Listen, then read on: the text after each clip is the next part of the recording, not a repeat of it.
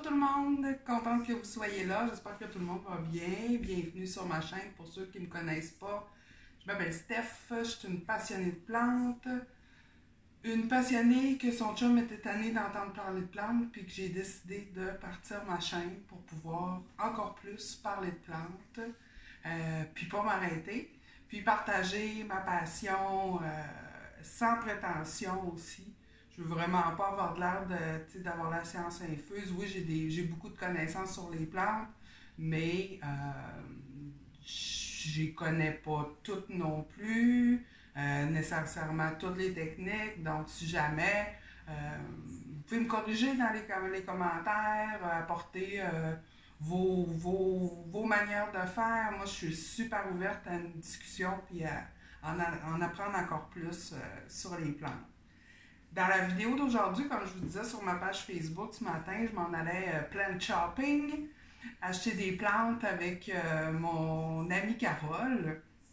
On a vu que la serre Belle de Jour ici dans la région de Saguenay-Lac-Saint-Jean faisait un beau rabais sur les calathea aujourd'hui. Il y avait vraiment des bons prix.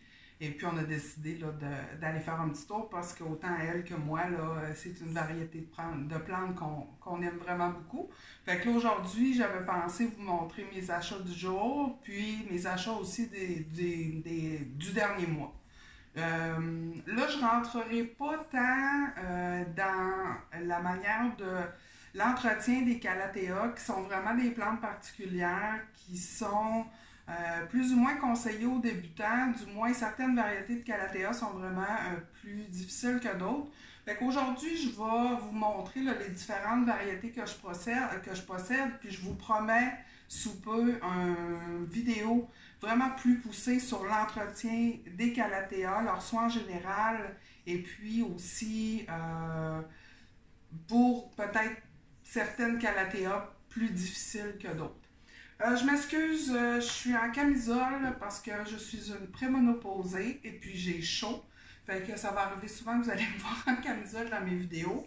Ma chaîne n'est pas une chaîne de beauté, donc c'est les plantes qu'on veut mettre en valeur. C'est pas moi qui est au centre de l'attention, même si je le suis par la bande. Fait qu'aujourd'hui, j'ai passé vraiment, comme je disais, une super belle journée. On est allé voir, il y avait vraiment plusieurs belles variétés de calathea que je n'avais pas déjà.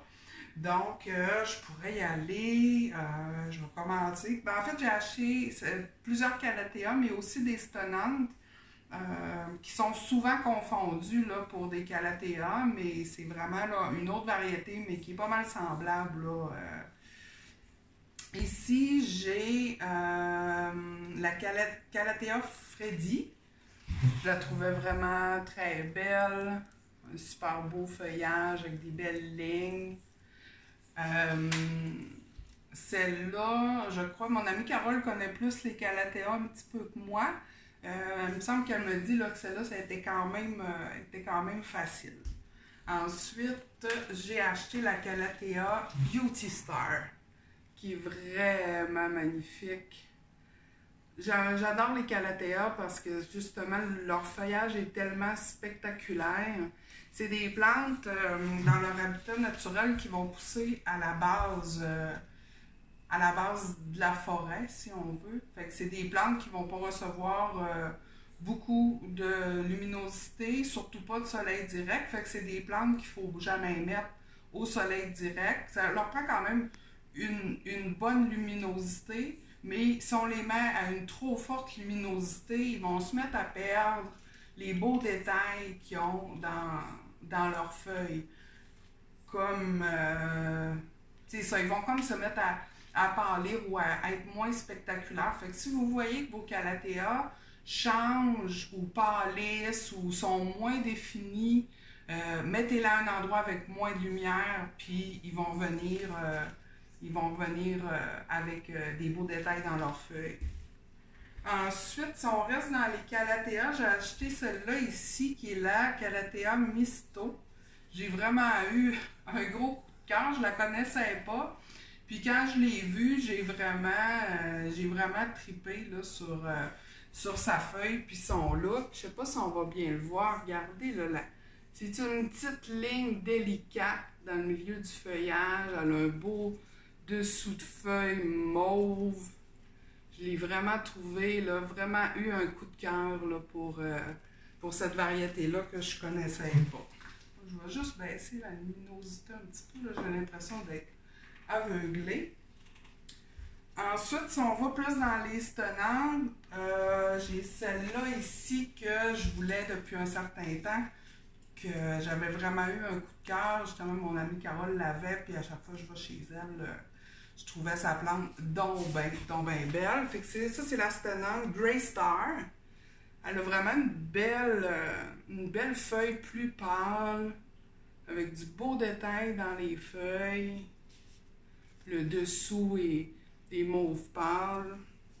Dans le fond, pour différencier les calathea des stenantes, les calathea, comme vous voyez, ont des feuilles plus allongées, plus pointues, tandis que les stenantes ont plus une feuille qui est ovale. Ils n'ont pas les bouts si pointus que ça. Oui, ils ont un petit pointu, mais regardez, on voit bien là, la différence de feuilles. Comme là, ici, j'ai un autre tenante. Celle-là, c'est la Burn Max, qui est vraiment mignonne aussi.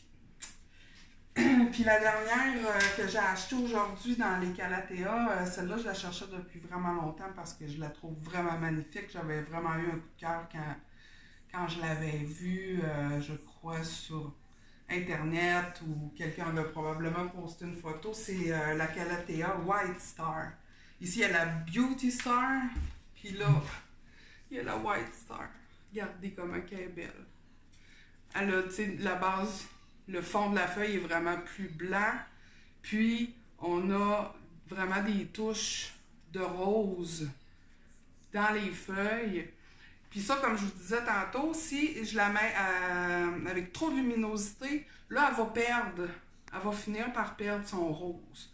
Puis si je la mets avec moins de luminosité, son rose va de plus en plus sortir. Mais regardez-moi ça, comment c'est beau.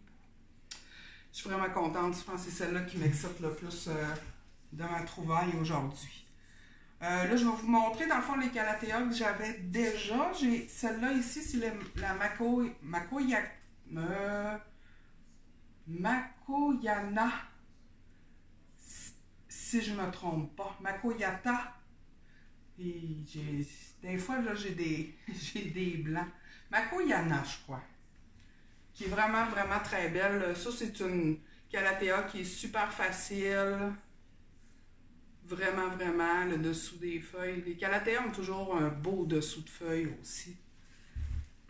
Ici, je me souviens plus du nom de celle-là. Carole va sûrement être capable de l'identifier. C'est la médaillon.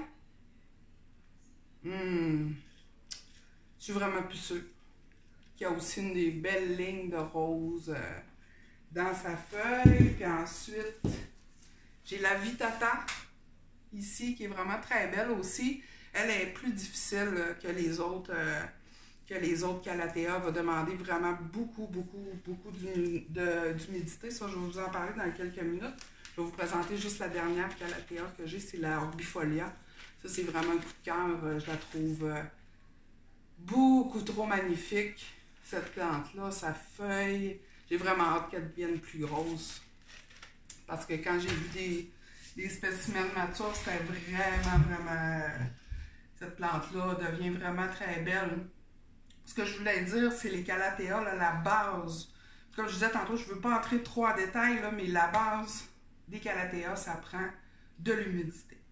Si vous n'avez pas d'humidificateur ou vous ne contrôlez pas d'une manière ou d'une autre votre humidité dans votre maison, c'est sûr que vous allez avoir beaucoup de misère. Le bout des feuilles vont sécher, vos plantes ne se porteront pas bien. Moi, les miennes sont carrément à côté de mon humidificateur en tout temps, qui roule 24/7. Fait que mon humidificateur est prêt, puis il est tout prêt, fait que ça fait que le taux d'humidité autour de mes calathea là, est quand même élevé. Ce qu'il peut faire aussi, là, on a tous un petit diffuseur à huile essentielle. Ça peut dépanner. Si on a juste peut-être une plante ou deux, des calathea, on peut peut-être mettre ça là, à la base, aller mettre ça. Bon, j'ai mes 2 calathea. Je mets mon petit diffuseur d'huile essentielle entre les deux. On ne met pas d'huile essentielle dedans. On va juste mettre de l'eau, puis ça va agir comme un petit humidificateur. Ça peut quand même vraiment bien dépanner. Mais sinon, si vous voulez vraiment vous lancer puis avoir plusieurs calathea, ça c'est sûr et certain que je vous suggère fortement d'acheter un humidificateur. De toute façon, l'hiver, en général, les plantes vont vraiment mieux se porter. Ensuite, je voulais vous montrer, j'avais aussi acheté ce mois-ci, attendez, juste ici. Je pense que celle-là, j'aime beaucoup les plantes classiques, j'aime beaucoup les aglaonema. Celle-là, si je me souviens bien, c'est la Silver Bay que j'avais vraiment trouvé très belle. Je vais juste aller la reporter à sa place. Puis sinon, il y a celle-là ici. C'est pas une aglaonema, c'est une Dieffenbachia. Mais regardez, je pense que c'est la variété Snow. Regardez-moi la feuille. Il y a comme des flocons. En arrière, on voit bien. J'ai vraiment eu un gros coup de cœur pour cette variété-là. Puis aujourd'hui, j'ai acheté aussi le gros lys de la paix que vous voyez en background. J'avais besoin d'une plante pour ce coin-là de ma cuisine qui, même si vous voyez qu'il y a 2 fenêtres, qui ne reçoit pas vraiment beaucoup de luminosité. Avant, c'était ma monstera qui était là. Puis, elle poussait vraiment en orgueil, fait qu'il manquait de luminosité. Puis cette plante-là, le spatifolium, le lys de paix, qu'on peut aussi appeler, n'a pas besoin de beaucoup de luminosité, du moins. Fait que je vais juste prendre mon téléphone pour vous le montrer.